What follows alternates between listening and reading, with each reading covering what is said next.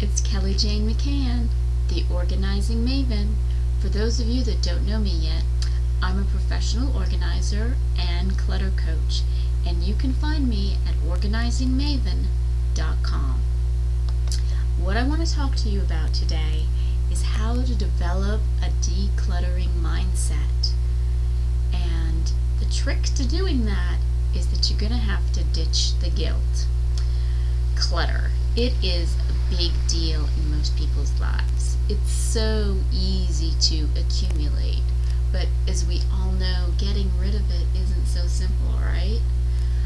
It can actually be a huge challenge. And why is that? You know, on the face of it, we've brought this stuff into our lives that has become clutter, usually without much thought.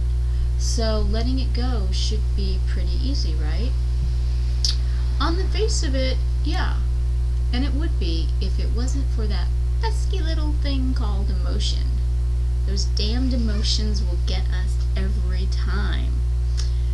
But, you know, jokes aside, emotions can substantially complicate the clutter clearing process in a really big way.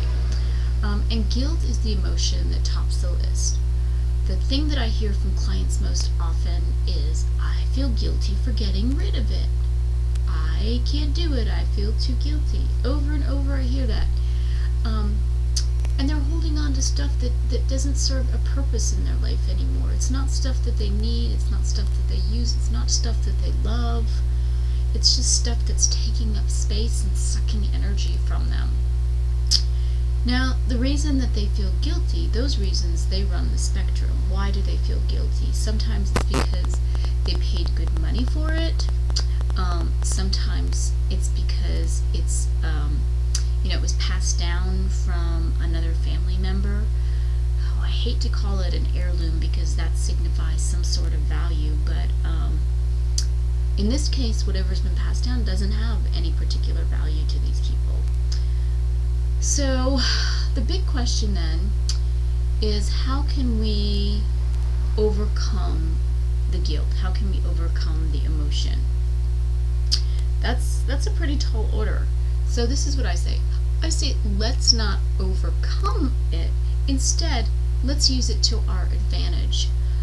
And to be successful doing this, we only have to sort of redirect the focus of our thoughts.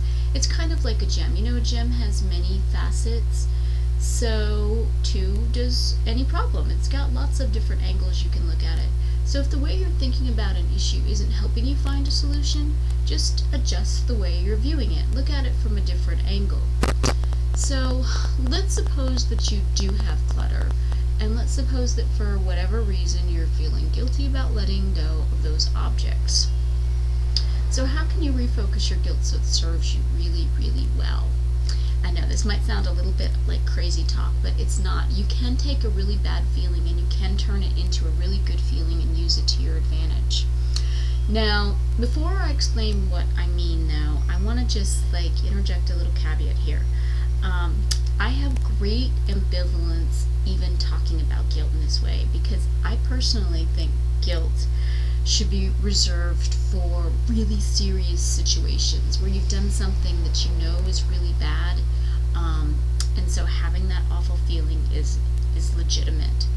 But I also understand that guilt is really sneaky, so it's really easy to succumb to feeling guilty in situations that just, quite frankly, aren't deserving of guilt. They're just not worthy of it. So I'm going to get off my soapbox about how I feel about guilt, and I'm going to explain how you can turn it to your advantage. So I want you to contemplate this. What if someone had something that you needed?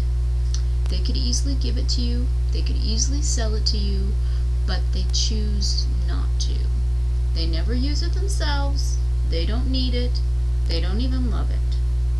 So they're just holding on to it, and they're never giving anyone else an opportunity to use it.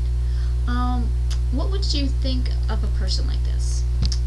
You know, personally, I'm going to have to be honest here. I would think that that person was, first of all, a very poor steward of their possessions, but I would also also say that they were pretty self-serving and selfish. So that's like the cold hard truth there. If you hold on to something that you don't need, or if I hold on to something that I don't need, that I don't use, that I don't love, we're withholding that object from someone who could use it, who does need it, and who might really love it. And you know what? That's not nice. It's just not nice. So conversely though, the flip side of this is that when we release something that we no longer have use for, we're doing something really good.